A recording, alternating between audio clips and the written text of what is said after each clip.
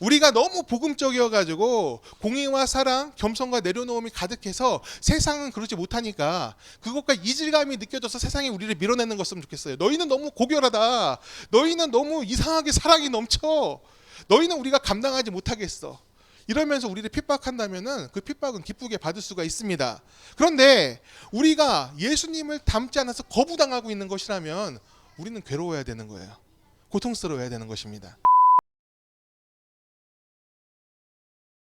오늘 우리에게 주시는 주의 말씀은 고린도후서 2장 14절에서 17절의 말씀입니다.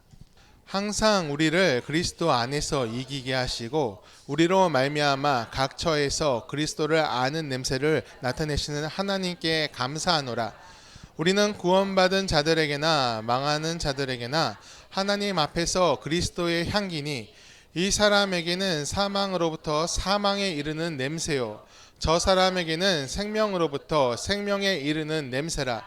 누가 이 일을 감당하리요? 우리는 수많은 사람들처럼 하나님의 말씀을 혼잡하게 하지 아니하고 그 순전함으로 하나님께 받은 것 같이 하나님 앞에서와 그리스도의 안에서 말하노라. 아멘. 아멘.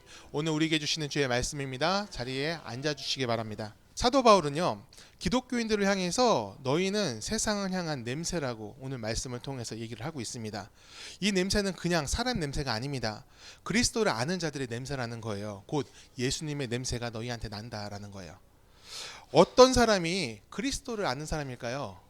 예수님을 구원자, 인도자, 나의 주인으로 영접한 자, 곧 예수님을 만난 사람이라 생각을 합니다.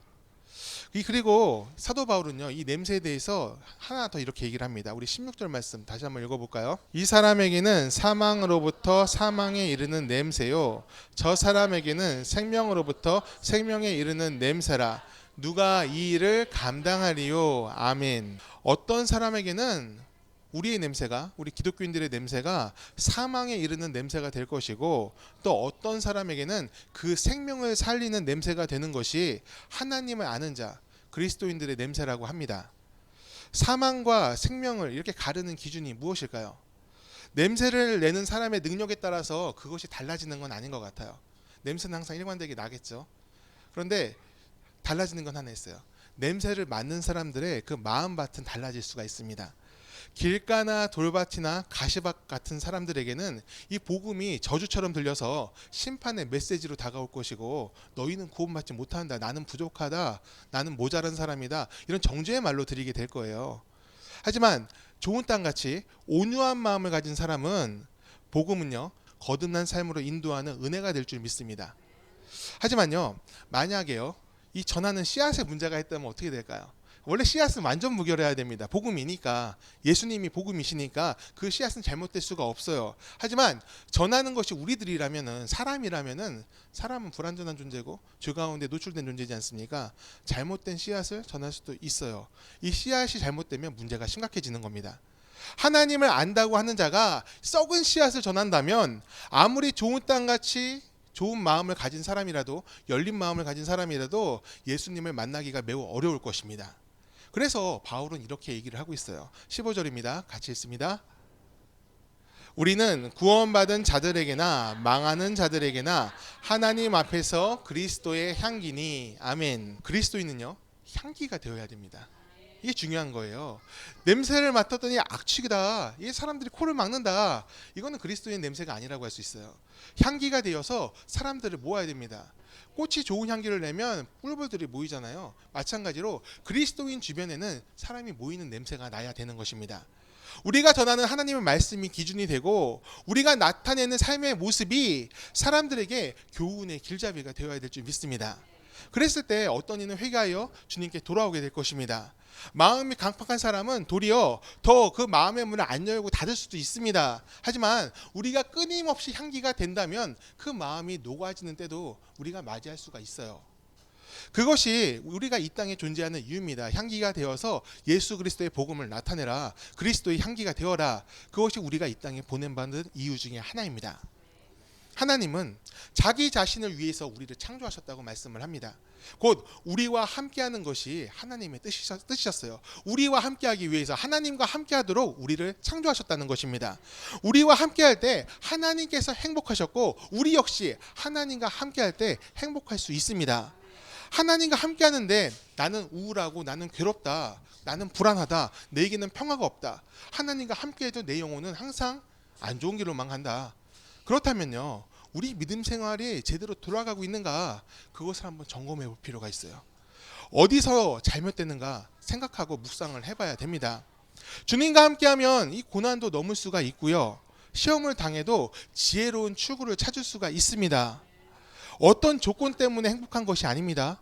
하나님이 나와 함께 하심으로, 주님이 나의 기쁨이 되심으로 우리가 행복한 것입니다. 그것이 유일한 이유가 되어야 돼요.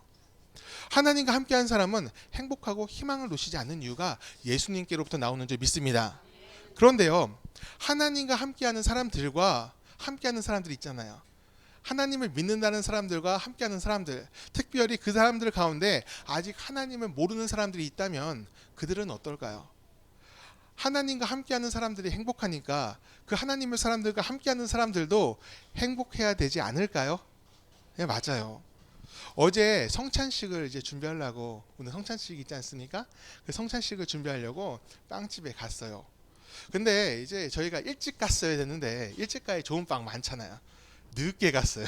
해질녘 돼가지고 찾아가는 거예요. 그래서 제가 염려를 했어요. 가면은 빵들이 없을 것 같다. 이거 어떡하지? 없으면 어떡하지? 믿음이 없는 전 염려하는데 저희 안에는 믿음이 있어요.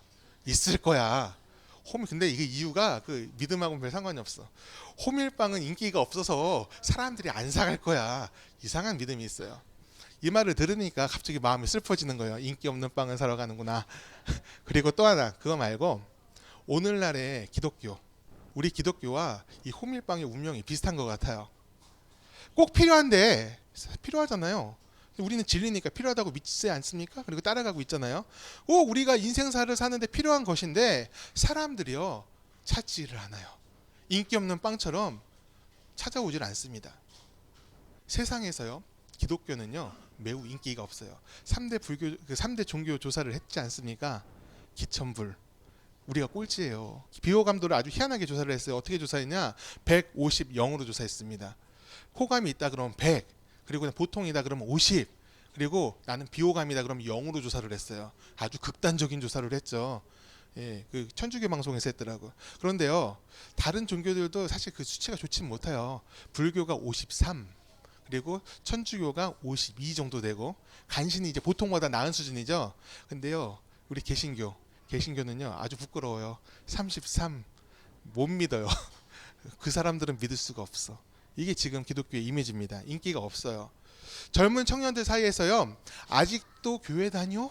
이 말이 유행한 적이 있어요. 불과 2년 전에.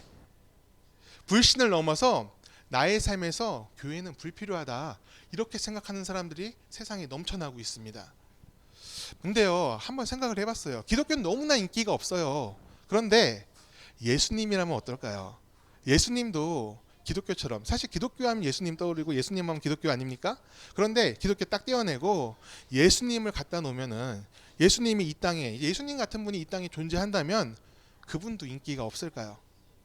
예수님이 보여주신 공의와 그리고 겸손, 사랑, 그리고 목숨마저 내던지신, 공동체를 위해서, 인간들을 위해서 그 목숨마저 내던지신 그 희생을 보여주는 사람이 나타난다면 이 세상에서 어떤 대우를 받게 될까요? 저는 세상이 외면하지 않을 거라 생각을 해요.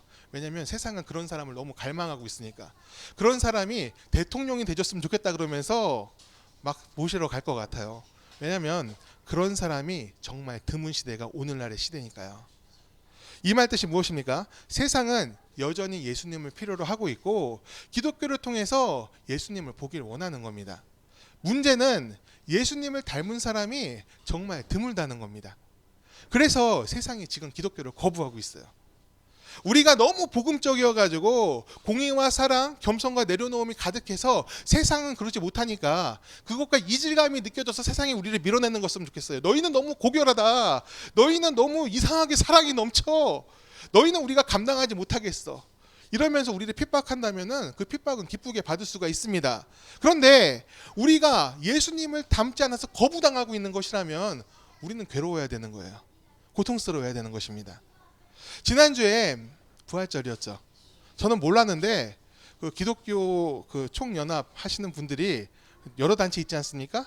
오랜만에 그 단체들이 하나가 되어서 부활절 연합 예배를 드렸다고 합니다. 제가 이제 유튜브 영상을 찾아가지고 한번 쭉 봤습니다. 우리가 간 건 아니지만 그래도 한국교회 이름을 모였으니까 어떻게 진행됐는지 궁금했어요. 그런데요, 제가 깜짝 놀랐어요. 그 많은 사람이 모여서 놀란 건 아니었습니다. 그 정도 모일 줄 알았어요. 그런데 모인 장소 때문에 제가 깜짝 놀랐어요. 연합을 상징하는 장소가 되어서는 안 되는 장소에 사람들이 모여 있었습니다. 교회를요, 아들한테 세습한 교회. 그것도 사회적인 굉장히 무리를 일으킨 교회였고, 또 교단법이요, 그 세습을 금지하니까 어떻게 했냐, 힘을 써가지고 교단법을 바꿔버렸어요. 이런 교회예요. 근데 그런 교회, 또 심지어는 이 부정한 방법으로 회계 처리를 해가지고 온갖 배임과 횡령의 의혹까지 가득한 교회, 목사가 제왕이 돼가지고 교회를 찍어 누르는 그런 교회, 그런 교회에서 연합하는 의미의 예배를 드리고 있었어요. 각 교단장들이 모였어요. 대통령까지 왔어요. 그리고 유명 인사들, 정치인, 경제인 많이들 오셨더라고요. 이게 문제였던 거예요. 이러면요, 그 교회가 저지른 부정을 덮어주는 일이 돼요. 모든 걸 다 덮고 그냥 좋은 게 좋은 거다, 이렇게 가버리는 게 됩니다. 그러면 문제가 심각해져요. 왜냐하면 교회는 그런 곳이 아니니까. 공의와 그리고 사랑과 자비와 그 모든 것이 바르게 쓰는 곳이 교회여야 되니까. 세상의 모습과 같다면은 교회 존재 이유가 없는 거예요. 반성도 회개도 없는데 좋은 것을 좋은 것이라고 말해줘서는 안 됩니다. 나중에 또 그런 일이 벌어져도 그때는 더 이상 말할 것이 없게 돼요. 세상이 우리를 향해서 얘기합니다. 너희나 우리나 똑같잖아. 그럼 우리가 거기서 무슨 말을 해야 되겠습니까? 아무 말 못하는 꿀벙은 벙어리가 될 수밖에 없는 거예요. 그 예배를 인도하던 사회자가 이렇게 얘기를 합니다. 이 많은 수의 찬양대가 부르는 핸델의 메시아가 정말 은혜롭습니다. 오늘 모인 헌금은 좋은 일에 쓰겠다고 광고를 했어요. 다 좋아 보여요. 모인 사람들의 얼굴에 이 자신감이 보이고 자부심이 느껴집니다. 이렇게 훌륭한 예배 우리가 드릴 수 있다니. 이런 예배, 그런 마음이 보여요, 얼굴에. 우리는 이렇게 거대한 존재들이야, 이렇게 얘기를 하고 있는 것 같아요. 그런데요, 저는 그 모습을 보면서 마음이 너무나 부끄러워졌어요. 성경 속에서 두 장면이 떠올랐습니다. 아하방이 전쟁에 나갔는데, 전쟁 나갈 때 여호사밧 왕이 이런 얘기를 해요. 선지자들을 불러서 물어보자, 전쟁에 승리할 수 있는지 없는지. 그때 많은 선지자들이 얘기를 하죠. 전쟁에서 이길 것이라고. 근데 한 명의 선지자만 다른 소리를 해요. 선지자 미가야가 전쟁에서 이길 수 없다고 얘기를 했습니다. 그때 거짓 선지자 시드기야가 이 미가야의 뺨을 때려요. 너한테만 하나님이 얘기하시냐, 우리한테도 얘기하신다. 하지만 이 미가야하고 시드기야의 선지자는 굉장히 다른 사람이죠. 미가야는 하나님께 바로 선 사람, 진짜 주의 공의와 그 뜻만에 자기 삶을 드린 사람이고, 시드기야는 하나님의 이름을 파며 부를 추구하던 사람이었어요. 권력을 추구하던 사람이었어요. 근데 저는 이 예배를 보면서 이 미가야 선지자의 모습이 떠오릅니다. 그 뺨을 때리는 시드기야의 모습이 단상 위에서 보이는 것 같았어요. 그리고 또 한 명의 선지자의 모습이 떠오릅니다. 아모스예요. 아모스가 북이스라엘 선지자가 아니잖아요. 남유다의 선지자잖아요. 근데 북이스라엘에 하나님의 말씀을 바르게 전하는 사람이 없어서 하나님이 남유다에서 농부는 교육도 못 받은 사람인데 농부밖에 안 되는 이 사람을 북이스라엘로 보내셨습니다. 그곳에서 얘기하니까 그곳의 대제사장 아마샤가 이런 얘기를 해요. 너는 유다 땅으로 도망가라. 거기서 떡이나 먹고 예언하라. 이런 모욕을 줍니다. 이 말은 위협입니다. 조용히 하지 않으면 너 여기서 죽을 거야. 이렇게 위협하는 거예요. 무엇이 옳은지는 다 알고 있습니다. 복음의 진리는 복잡한 게 아니니까. 단순하고 투명하고 드러나는 것이니까. 어떤 길이 옳은 것인지 우리 모두 알고 있어요. 하지만 옳은 것을 선택하는 사람은 매우 적습니다. 그것이, 그 옳은 길을 선택한 것이 오늘을 사는 내게 불편함이 될 수 있고 나중에 해가 될 수 있기 때문에 그 입을 닫는 경우가 많이 있습니다. 우리의 상황이 약자인 경우에는 더더욱 그렇게 돼요. 하지만 기독교인은요, 광야에서 외치는 자의 소리가 되어야 됩니다. 비록 석청하고 메뚜기만 먹을지라도 부정한 것을 정하다 말하면 안 되고요, 거짓된 것을 진실하다고 말해서도 안 됩니다. 우리는요, 좁은 길을 가는 사람들이어야 됩니다. 마태복음 7장 13절에서 14절 말씀 우리 같이 읽겠습니다. 좁은 문으로 들어가라. 멸망으로 인도하는 문은 크고 그 길이 넓어. 그리고 들어가는 자가 많고 생명으로 인도하는 문은 좁고 길이 협착하여 찾는 자가 적음이라. 아멘. 구원의 길로 못 가는 이유는요, 이 구원의 문이 사실 막 좁아서가 아니에요. 우리가 아는 예수님께서, 우리가 믿는 그 예수님께서 이 구원의 문을 사실 넓혀주신 거 아닙니까?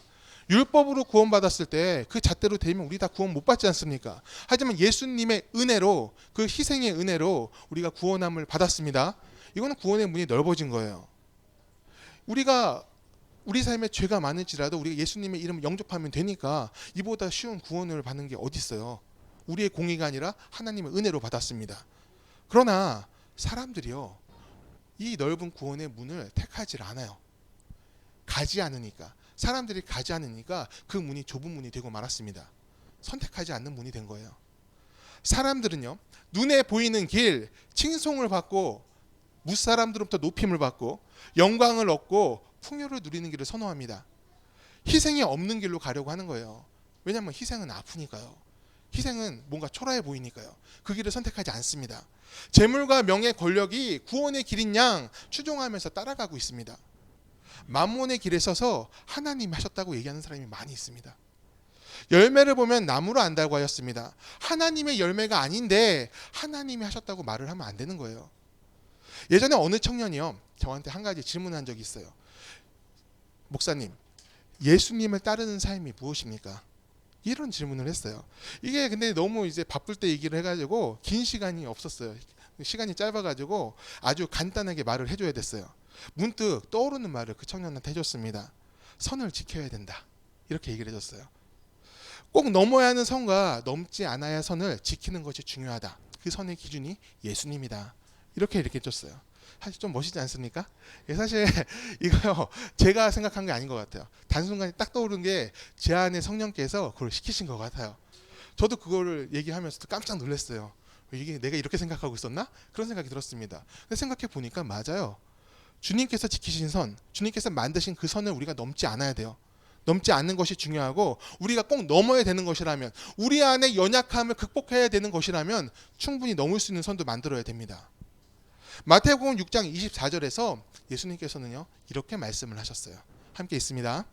한 사람이 두 주인을 섬기지 못할 것이니 혹 이를 미워하고 저를 사랑하거나 혹 이를 중히 여기고 저를 경히 여김이라.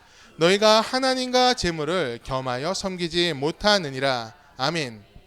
여기서 이 재물은요, 단지 돈만을 의미하는 건 아닙니다. 그 돈을 목적으로 해서 사는 사람이 엄청 많지 않습니까? 돈이 최고다, 이렇게 말하는 사람이 있어요. 대놓고 하는 사람들이 있습니다. 하도 사람들이 돈을 좋아하니까 대표적인 의미로 이 말씀에서 예수님이 돈을 얘기하신 거예요. 세상의 모든 것이 사실 여기에 해당합니다. 세상의 어떤 것도요, 하나님하고 같은 반열에 놓아서는 안 됩니다. 모두가요, 하나님 아래에 있는 거예요. 물질도 명예도 사람도 하나님 아래에 있어야 됩니다. 단지 우선순위를 뒤에 둬라, 그런 뜻이 아닙니다. 모든 것이요, 하나님을 위해서 주님의 뜻을 나타내는 데 작동을 해야 되는 겁니다. 그것을 위해서 우리한테 주어진 것이에요. 하나님 아래에 있을 때 모든 것이 질서가 잡히고요, 모두가 행복하게 됩니다. 사람의 삶에서 향기가 나는 것은요, 하나님보다 앞서지 않고 하나님을 우리가 따라갈 때입니다. 우리가 하나님보다 앞선다면요, 우리의 삶에서는 악취가 나기 시작할 거예요. 며칠 뒤에요, 국회의원이 선거가 있죠. 이미 시작했죠. 그죠? 이 사전투표 시작했으니까 저는요, 여기서 좋은 사람들이 뽑혔으면 좋겠어요. 여러분도 그러시죠? 기도하셔야 돼요. 하지만요, 항상 이제 우리 성도님들하고 몇 분하고 얘기했는데 좋은 사람이 보이지가 않는 것 같아요. 모든 후보와 정당들이요, 이 표를 받아야 된다는 생각으로 거친 말과 비방들을요, 하수구처럼 쏟고 있습니다. 진짜 눈 뜨고 또 귀를 열고 들어줄 수도 없고 볼 수도 없을 정도로 더러운 말들을 막 쏟아내고 있어요. 세대와 계층을 나누고 또 사상을 분열시키고 서로를 죽여야 되는 것처럼 저들이 죽어야 우리가 산다, 이런 마음으로 선거를 하고 있어요. 이게 과연 그 한 나라에서 벌어지는 선거일까요? 선거 끝나면 같이 살아야 되는데 진짜 죽일 거 아니지 않습니까? 근데 죽여 없앨 것처럼 선거를 하고 있어요. 저는 무섭습니다. 이런 선거를 치르고 우리가 이 대한민국에 어떤 희망을 품을 수 있을까요? 같이 잘 살 수 있을까요? 우리 대한민국이 좀 더 나은 나라가 될 수 있을까요? 저는 걱정이 앞섭니다. 후보 중에 기독교인들이 굉장히 많아요. 알고 계십니까? 엄청 많아요. 전 매일 문자 와요. 전 강서구 주민도 아닌데 여기 주민인 줄 알고 어떻게 교회 목사 명단을 받았나 봐요. 목사님, 저도 기독교인입니다. 그러면서 문자를 보내는 분이 계세요. 예, 하루에 한 통씩 와요. 어디서 집회한다. 목사님 오시면 좋겠다. 막 그러면서 문자 와요. 기독교인들이 정말 많은데 그들의 삶을 보면요, 향기가 나지가 않아요. 한 명 한 명을 보면은 뭐 개인적으로 만나면은 굉장히 믿음이 좋은 사람 같은데, 신실한 사람 같은데, 저한테 잘해주니까, 좋은 말만 해주니까 좋은 사람 같아 보이는데, 정치 집단에 들어가면 그곳에서 나는 악취가 그리스도인들을 다 삼켜버리는 것 같아요. 똑같이 악취가 납니다. 아무리 기독교인 국회의원들이 많아도요, 지금까지도 계속 많아왔지 않습니까? 변화가 없어요. 기독교인들이 아무리 많아도 변화가 없다는 게 너무나 안타깝다는 거예요. 안타까운 일입니다. 어떻게 하면요, 우리 기독교인들이 세상에 물들지 않고 은혜로운 변화를 만들어갈 수 있을까요? 근래에 전세 사기 피해를 입은 사람들이 굉장히 많은데 그 피해자 중에서 젊은 청년들이 특히 많습니다. 이 청년들이요, 돈은 없고요, 또 비교적 돈이 없으니까 비교적 싼 원룸형 빌라에 많이 들어갔다고 그래요. 거기에 전세를 들어갔다가 사기를 많이 당했습니다. 피해가 많은 만큼 재판도 지금 많이 벌어지고 있어요. 얼마 전에 부산에서도 이 전세 사기 피해에 대한 재판이 있었습니다. 수십 명이요, 전세금을 날렸어요. 재판부는요, 이례적으로 사기범한테 징역 12년을 선고했습니다. 여기서 이례적이라 표현을 한 거는 이 경제사범들한테는 우리나라는 낮은 형량을 줘요. 길어야 3, 4년밖에 안 줍니다. 그런데 12년을 줬어요. 판사가 판결문을 다 읽은 다음에 한마디 말을 더 보탰습니다. 여기 오신 방청객 중에는 이번에 피해 보신 분들이 있는 줄 압니다. 여러분, 이건 여러분의 잘못이 아닙니다. 이 시대가 여러분의 삶을 어렵게 했고 기득권을 가진 우리 세대가 잘못된 제도를 방치했기 때문입니다. 여러분의 잘못이 아니니 자책하지 마십시오. 저의 말이 작은 위로가 돼서 여러분의 삶에 힘이 되었으면 좋겠습니다. 이렇게 말을 마쳤어요. 판사가 이 말을 마치자 이 방청객에서 흐느끼는 소리가 나는 거예요. 서러움이 올라왔겠죠. 그리고 또 한 가지 마음, 이 판사의 마음에 따뜻함, 위로를 받았기 때문에 눈물이 흘렀을 것입니다. 자기 편이 없을 것 같았는데, 세상 가운데 홀로 떨어져서 모든 것을 다 잃은 것 같았는데 다가와준 사람, 이 판사가 너무 고마웠을 겁니다. 저는요, 이 판사님이요, 기독교인이었으면 좋겠어요. 종교는 알 수는 없어요. 기독교인이었으면 좋겠어요. 왜냐? 그의 위로 속에서 예수님의 모습을 보기 때문입니다. 우리 그리스도인의 최고 삶의 목표는요, 사실 천국 가는 것이 되어서는 안 돼요. 왜냐? 천국은요, 이미 우리한테 다가와 있기 때문에 그래요. 천국은요, 우리의 공로로 가는 것이 아니라 은혜로 갑니다. 우리가 결정하는 것이 아니라 하나님께서 그것을 이미 결정하셨습니다. 우리가 구원받는 것은 주님의 의지인 거예요. 그러면 우리는 이 세상에서 무엇을 목표로 해야 되겠습니까? 예수님 닮는 것이 목표가 되어야 돼요. 그것을 우리는 성화라고 합니다. 성화는요, 거룩하게 되어짐을 얘기하는 거예요. 거룩은 예수님처럼 생각하고 예수님처럼 말하고 예수님처럼 행동하는 것입니다. 그 거룩을 이루기 위해서 우리는 매일 한 걸음씩 다가가야 돼요. 누구한테 다가갑니까? 예수님을 향해서 가야 되는 거예요. 예수님이 계신 곳을 향하여 우리를 훈련하고 또 우리를 포기하고 또 우리를 내어드리며 삶의 걸음을 걸어가야 될 줄 믿습니다. 우리 17절을 같이 읽겠습니다. 우리는 수많은 사람들처럼 하나님의 말씀을 혼잡하게 하지 아니하고 곧 순전함으로 하나님께 받은 것 같이 하나님 앞에서와 그리스도 안에서 말하노라. 아멘. 저는 이 그리스도인들의 순전함이란 변하지 않는 단순함이라 받아들이고 싶어요. 자신의 이익을 위해서 숨겨진 의도를 갖고 모순되는 행동을 하기 시작하면 보는 사람들을 당황스럽게 합니다. 또 그런 사람은 신뢰할 수가 없어요. 저는요, 보이는 게 다인 사람이었으면 좋겠습니다. 정직하게 보이면 정직한 사람이어야 되는 거고요. 배려심이 많은 사람으로 보이면요, 마음이 따뜻한 사람이었으면 좋겠습니다. 뭔가 숨겨놓고 뭔가를 얻기 위해서 자기를 꾸미고 포장하고 가스라이팅하는 그런 사람이 아니어야 합니다. 왜 그러면 안 되느냐? 예수님께서 그러지 않으셨으니까. 예수님은 보이는 게 전부셨어요. 불의가 있는 곳에서 공의를 선포하시고 사랑이 필요한 곳에서 자비를 베푸시고 그 마음에 가짜가 없으셨습니다. 항상 진실하신 분, 그분이 우리 예수님이셨어요. 아까 성찬용 호밀빵 사러 갔었다고 했잖아요. 아내의 말처럼 금방 샀을까요? 아니에요. 빵집 5군데를 돌아다녔습니다. 사는데 2시간이 넘게 걸렸어요. 예, 아내의 말과 다르게요. 호밀빵이 인기가 좋더라고요. 이 뻑뻑한 빵이 무슨 인기가 있다고. 근데 사람들이 좋아하더라고요. 그래서 오늘 이제 성탄빵은요, 굉장히 귀한 빵이에요. 하나를 온전히 사지도 못하고 절반 잘라서 파는 거 샀어요. 귀한 빵입니다. 저는요, 이 호밀빵처럼 우리 기독교인들이 세상에서 인기가 좀 많았으면 좋겠습니다. 맛이 없잖아요. 딱 거칠다고 하잖아요. 그럼에도 불구하고 특별한 맛이 거기 있지 않습니까? 그렇기 때문에 사람들이 그 빵을 찾습니다. 우리 기독교인도 그래요. 세상에 없는 맛을 냅니다. 그 맛을 잃지 않아야지 사람들이 찾습니다. 세상 사람들이 찾고 필요하다고 말하고 희망을 걸 수 있는 사람, 그런 사람이 우리 기독교인들이기를 바랍니다. 누군가 그렇게 될 것이다가 아니라 우리가 그렇게 돼야 합니다. 우리가 그런 삶을 살아낼 때 누군가 왜 그렇게 살았냐고 물어본다면요, 우리는 단 한 가지 이유만 말할 수 있어야 됩니다. 예수님을 우리가 닮았기 때문이다. 그렇게 말할 수 있는 우리의 삶 되기를 간절히 축복합니다.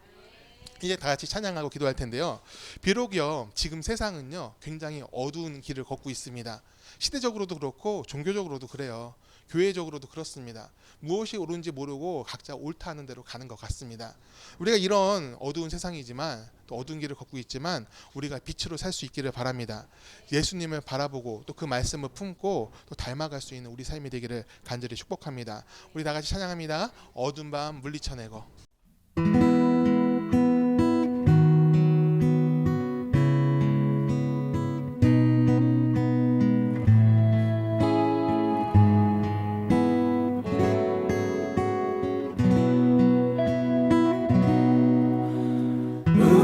함께 어두운 밤 다 물리쳐내고 우리 주님 오실 아침을 같이 맞이합시다. 길이 참고 견딘 삶 주가 기억하시리. 그가 보이실 영광 중에 우리 나타나리라. 주께 영광 영광 모든 찬양 받기 합당하시니 주께서 우리와 영원히 함께 하시리. 그의 부르심 따라 우리 함께 주를 노래합시다.